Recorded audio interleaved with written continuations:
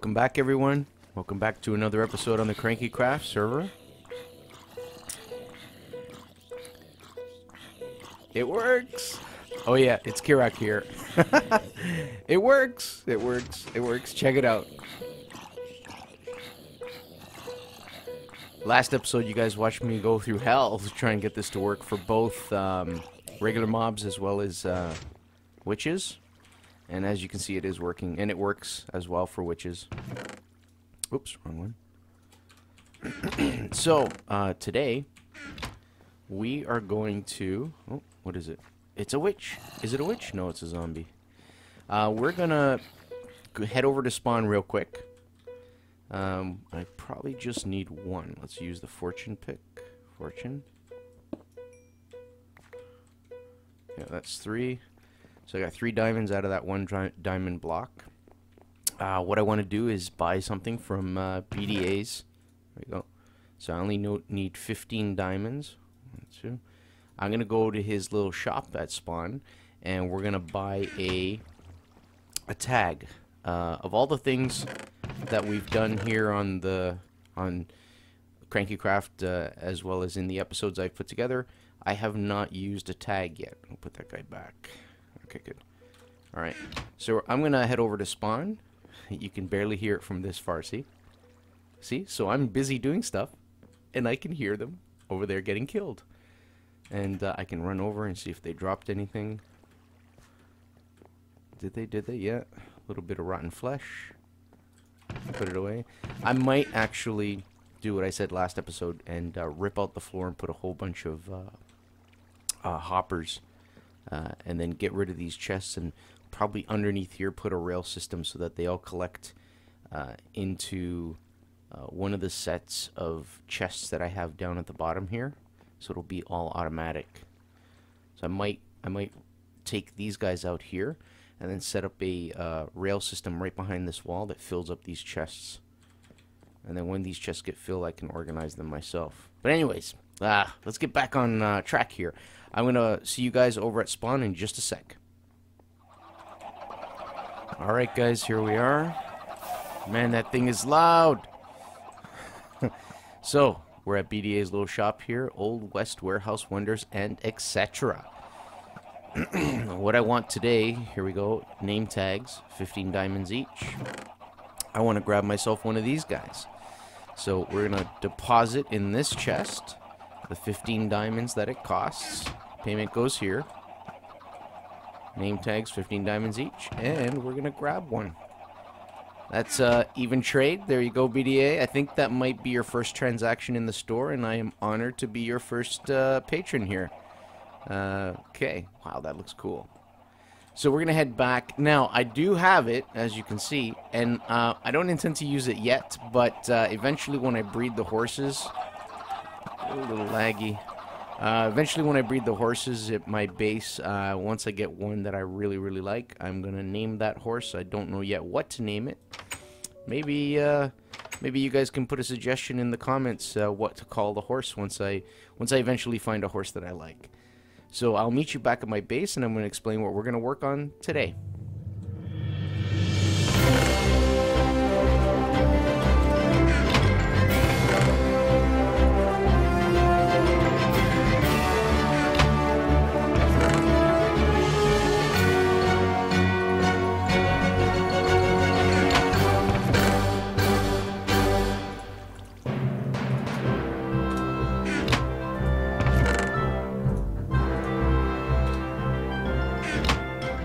Alrighty guys, so today we are going to work on, I'll show you, let's eat something. So this floor is totally finished except for the lighting. The lighting will come after the next stage that we're doing now. Today we're going to work on the floor above us. This floor is pretty much the holding pen for the animals that I want to process in this farm. It's going to be split into 2 halves, the room. It'll be one big holding pen with a fence in the middle, and the animals will be grown on either side of the holding pens. You saw a while back on some of the episodes that outside that silo serves as a transport system to get the animals here into this into this farm. What we're going to work on now is basically the holding pens where we will breed them till they get to a great number of animals in each holding pen and then process them through the floor. So we're going to be building that part today, and we're also going to be automating it so that way from down at the bottom of the silo we can choose where we want to put the pigs, whether we want to put them into the holding pen where I'm standing now or whether we want to put them in the holding pen where I'm standing now. So we will have control from down at the bottom of the silo to choose where we want to put the animals, and that'll allow us to put, you know, half a holding pen of cows and half a holding pen of pigs. Or if we really wanted to, we could put all cows or all pigs. So I'm gonna head back down to the bottom, and at the bottom we're gonna work on getting a signal up here. Once we have once we have that set up, we're gonna come upstairs here and set up the holding pens themselves. So I'll see you down at the bottom. Welcome back, everyone. All right, so this is the transport mechanism. Eventually, once we finish what we're about to do here, we're going to bring a sandstone wall all the way down, closing this off. I have to figure out some sort of lighting system, or maybe not. We'll see how it goes. But what we're going to do is we're going to change up the way this opening is. First thing we're going to do is take this guy off. Put a block there to prevent the water from coming out. Same there. Did I get that sign back? I only got one. I want the sign. Okay. So it's just to hold it temporarily while we replace... Oh, that was a bad move. I have Silk Touch on me. There we go. While we replace those with glowstone lamps. And now we should be able to put the signs back on. Like so. And like so.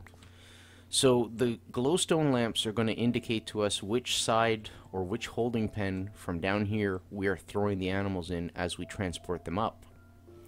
That means underneath here we're going to be doing a bit of digging. Oh well. We're going to be doing a bit of digging and setting up a T flip-flop. The T flip-flop will allow me to switch between modes, and when I switch between modes, one light will light up to indicate that the transport system will drop the animals into one of the pens, and then when I hit the button again, and I got to figure out where I want to put the button, the other light will light up to indicate that the transport system will drop the animals in the other pen. And this here, they're just placeholders for now, but essentially these are going to be, this is going to be how we're getting the signal all the way up. So it's going to be an alternating ladder. Whoops. Like that, all the way up to get the signal from the T flip-flop to the top. So I'm going to work on getting this set up here, as well as the T flip-flop underground, and once I have it working, I will bring you guys back to show you how it works.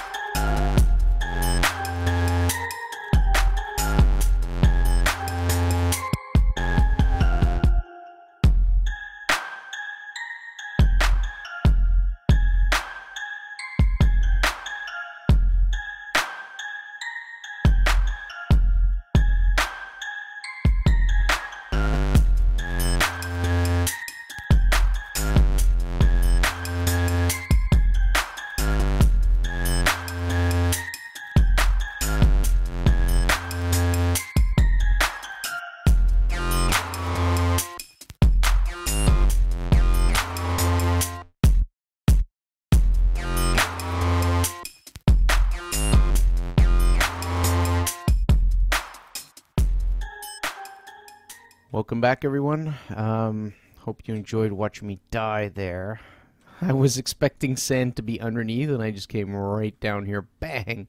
I had, did I have feather falling boots on? Yeah, I did. I had feather falling boots on. Not these ones. I've made a new pair since.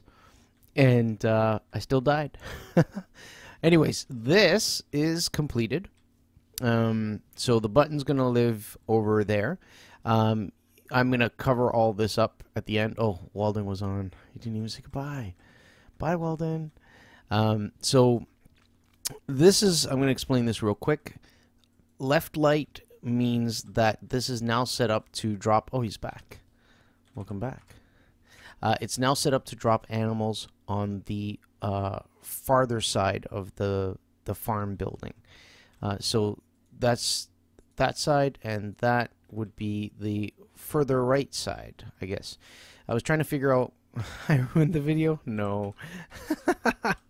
I was trying to figure out how to differentiate left or right, front or back, but oh boy. But there's really no right or wrong. So the way I have it set up is if this light on the left is lit up, then they're going to go further into the building from the entrance point of where they come in. If the button on the light on the right is lit up, then they'll go closer to the entrance point of the building where they come in. So if I flick on this, you'll notice, say this light is on, or this redstone torch is on, the left light is on. It'll alternate right side, and you'll notice the torch is off. So that'll alternate the input output, which will give Walden, which will give the animals a different route at the very top. I'm now gonna run up there, set up, or actually no, I'll start working on the actual holding pens and bring you guys back. But before we do that, I'm gonna do a quick little commercial. Oh, what happened? Was that a rage quit? Come on, Walden. No, it wasn't. Oh, Hamnisu. Hello, Hammy. Say, whoops, can't spell. Say hi to the tubes. Oh. Walden's back. Yeah, so we will start building the actual pens, and I'll bring you guys back after that, and we'll start putting some animals in there. Hello, tubes. Hello, Walden. Hello, world.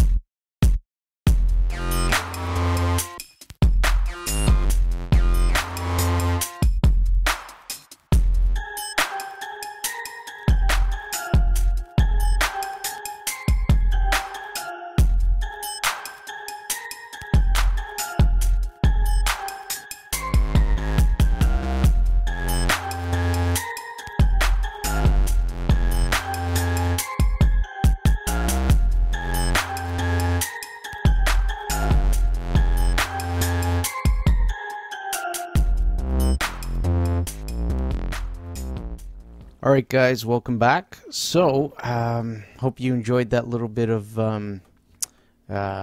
time-lapse video that you just watched. And now I'm going to take you through a quick little tour of the completed holding pens. Actually, they're not totally finished. They're about 99.9% done, and I'll explain why. So we got rid of that god-awful looking thing that went straight through the roof with the ladder, and we added in proper stairs. So this will get me up and down from the second floor to the third floor. This is the holding pen. On this side, you can't really access any of the animals in the holding pen. The whole point is to go around this side here, and you can come up and feed them, and feed the cows as well, or the pigs, or whichever ones we place. So it's not completely finished, because see these pistons that are down here? I'm going to be putting wiring on the underside of this floor, in other words on the ceiling of the second floor, to have the pistons extended at all times. And then this trough that you see me staring into will be full of water. The same thing is true for the other side over there. So eventually, when I trigger a switch at the bottom, these pistons will retract, allowing the water to fall down and push any animals that are in this area straight through these trapdoors, which will also be triggered by the same button. The fence that you see here is designed to allow animals to fall through, but also to allow animals to get trapped in this area where I'm standing. The whole point behind that is so that you don't clear out your stock completely. So you really want to have this full of cows or full of pigs before you hit the button, so that you maximize, that way you maximize the amount of food you'll get out of it, meanwhile keeping some of the livestock alive in here. If they should all happen to go down and fall through and die, same on the other side, then that's what this whole setup is for. It's basically to replenish the stock here in the farm. You'll see on the other side it's the same setup. Oop. These are my access doors in case I need to get in. This will have water held back by the pistons as they are extended. When the button downstairs is pressed, the pistons will retract, the water will push all the animals down through these trapdoors, which will be open at the time. Now here you can see that the water is being held back by those signs, and these pistons push up to prevent it from falling down. It's in the setting right now so that animals that come down from the bottom through the silo will fall into the pen I'm standing in. When you hit the button that I showed you at the bottom of the silo, therefore changing with the T flip, can't speak. Therefore changing the output with the T flip flop, those two pistons will shoot down, and the other pistons that are retracted, see that wood there and that wood there, that piston will push that wood out, that piston will push that wood out, blocking the hole that drops into there and allowing the water to flow up its full 8 length up to the edge of this glass, and that will get the animals to fall in here. So there's only one way to show it working. I'm gonna be the guinea pig, or the pig, whichever you want. So let's head back, let's head down to the bottom, and I will show you. We'll use an ender pearl to get down there.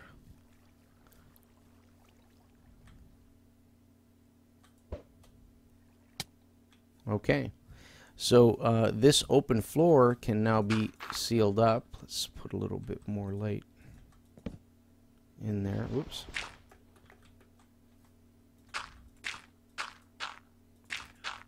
Now this should not cut any of the power out.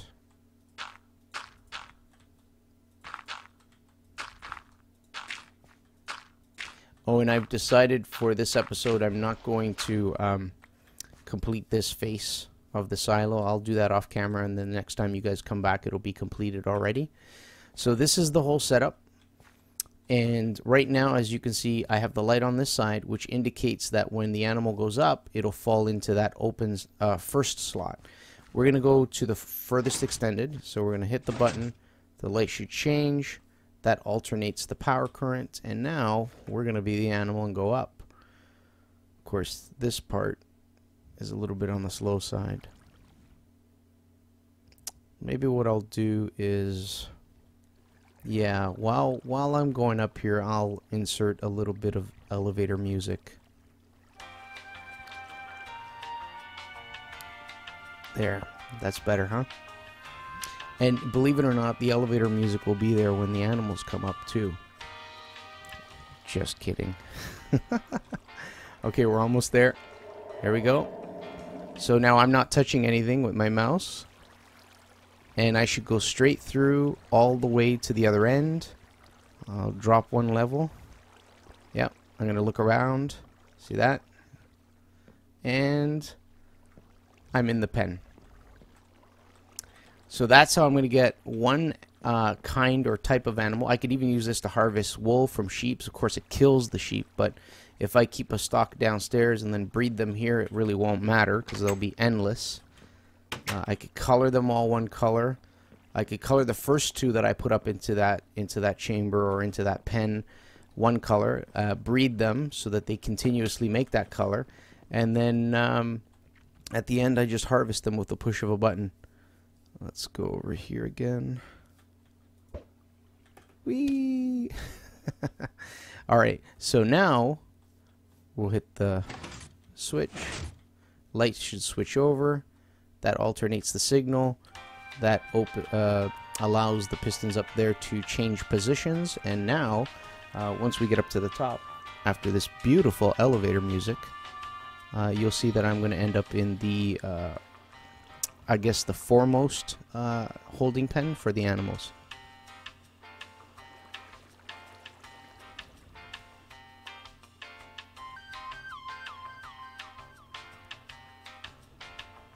Of course, I am hitting the space bar in order to go up, but naturally, because these are all single source blocks of water, the animals will naturally try to swim up to get to the surface to get air. And you'll notice now I'm not touching anything, but those pistons over there, right here, they're up, and I fall into the other pen. And that's how I'm going to basically control what kind of animals I want and where I want them to be from all the way down there. That's pretty much it. I hope you guys enjoyed this episode. It was a lot of fun putting it together. This is basically, I don't know if you guys used to watch my A New Perspective series, or ANP for short.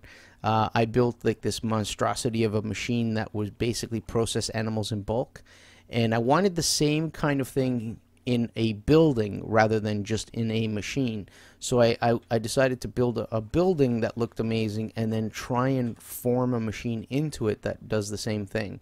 This doesn't produce nowhere near as much food, you know, as the one from my AMP series, but for what it is, for what I'll need, it'll be good enough. So guys, oh yeah, and down here, now it kind of makes sense why I have wheat to feed the cows and carrots to feed the pigs, so I can get good sources of food. Alright, I hope you guys enjoyed the episode. I will see you again next time. Bye-bye.